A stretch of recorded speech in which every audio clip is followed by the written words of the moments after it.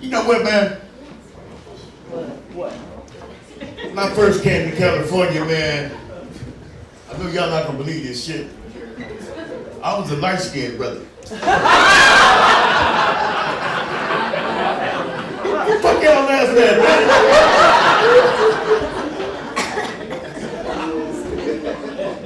With freckles. God is surprised. This is about a few summers did this shit to me, man. Now I'm so dark. It's a perfect time for you to ask, how dark are you? I'm so dark, this morning I put on a black t-shirt and forgot I was wearing the motherfucker. You guys ready for your next comment? Oh, first, I'm sorry, one more time for my the co-producer of this show, Richard Asperger. One more time. Ladies and gentlemen, it gives me great pleasure. What happened? You don't want to share with everybody else? You want to talk amongst yourself? Fucking go ahead. Anyway, it gives me great pleasure to introduce this next comedian. She is one of two people that I know they're the only reasons that I'm actually here at the Ice House. Ladies and gentlemen, Die Stanky.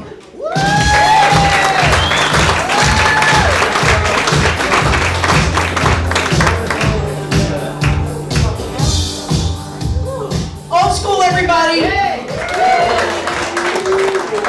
How y'all, you rascals, doing in here?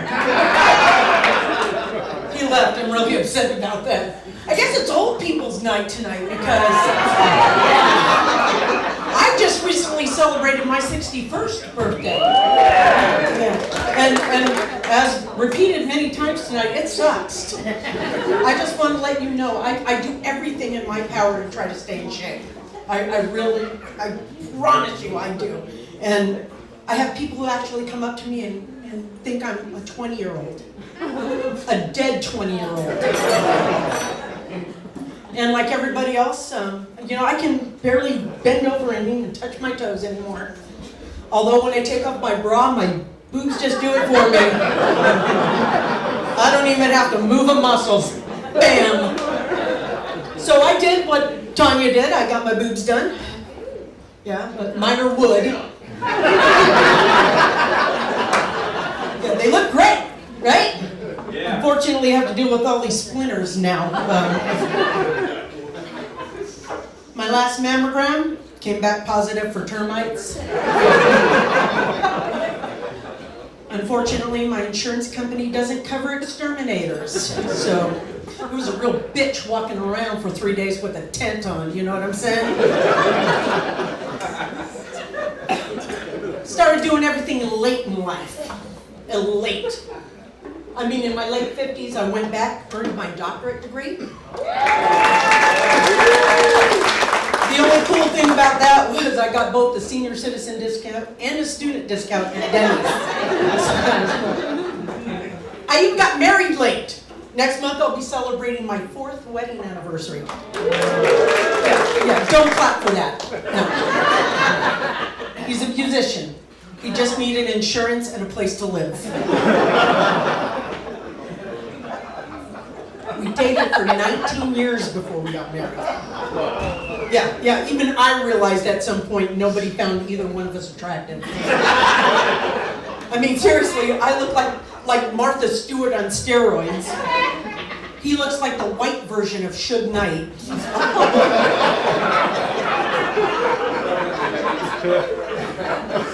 19 years is a long time to date. So we broke up a lot, okay? I still remember the first time we broke up. 6 months, we'd been dating for 6 months. I had gotten really sick. I'm in the hospital. I don't think I'm gonna make it. And he's there by my side the whole time. And he leans in and he's gonna whisper to me something in my ear.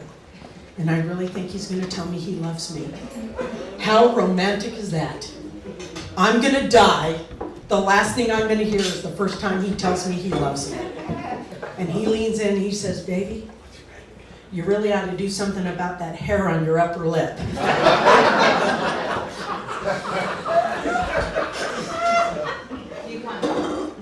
Fuck that guy. The second time we broke up, he just out and out told me I didn't act enough like a lady. That was the last time I fixed the brakes on his car.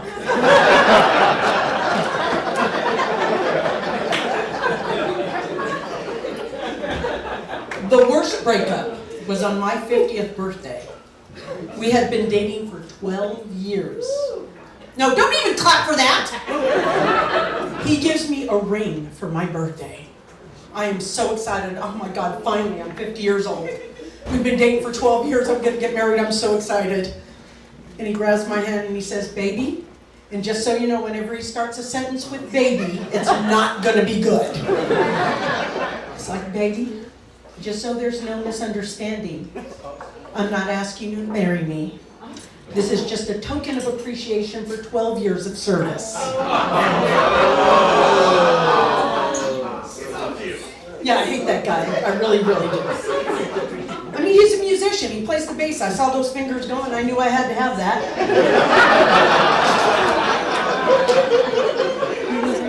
Turns out he only knows how to play the bass.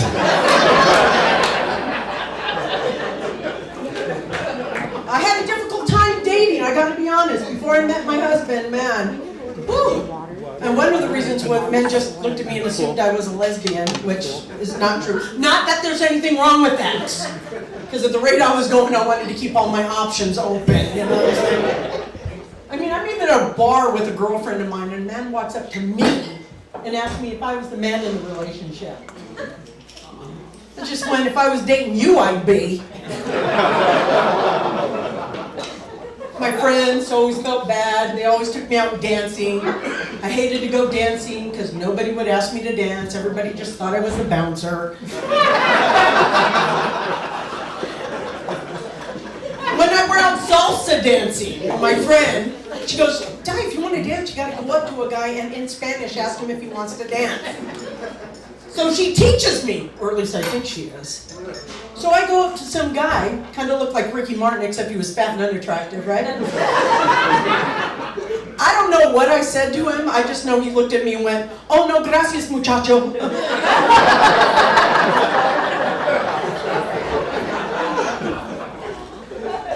Oh man, but you know, a total of 23 years with my husband.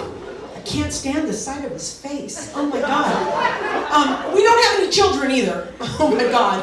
Could you imagine what my kids would look like? Short, muscular, no neck, hair on their thumbs. Going up to other little kids, hey, my mom can beat up your dad. Terrifying.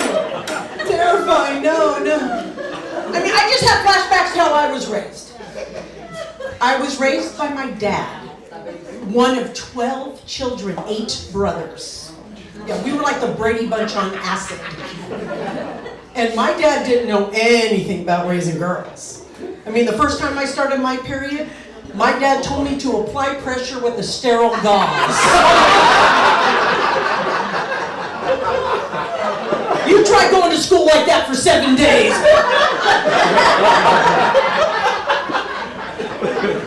And ladies, just so you know, when you get older, those pads don't stop. Now it's bladder control. I just want you to know that.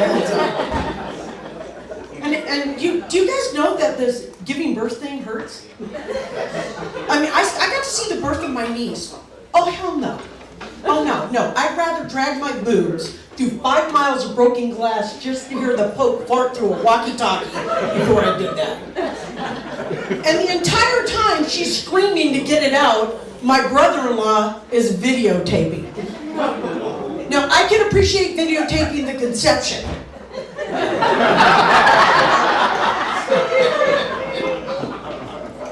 And then you guys, no, you don't get it. Because I'm explaining to a male friend of mine how my sister was in incredible, painful labor for 17 hours and then they had to take it by C-section.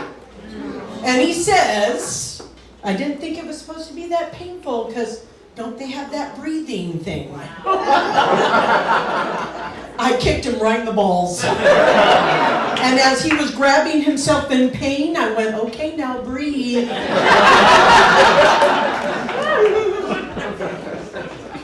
My nephew actually asked me to be his surrogate for him and his partner. And I'm just thinking, look, this space has not been utilized for a while. Somebody's going to have to go up there and dust first. Okay? I'm using this space for storage right now, okay? So that's where all my winter clothes are right now. And breastfeeding? No way. Nothing up here but powdered milk. Okay? So after that kid gets done eating, it's going to look like he's done a line of cocaine. But you know what? It's kind of cool being married, I guess. A couple of reasons. Number one, I have power of attorney. And number two, he has a do not resuscitate order. I'm Di Stanky. Thank you very much.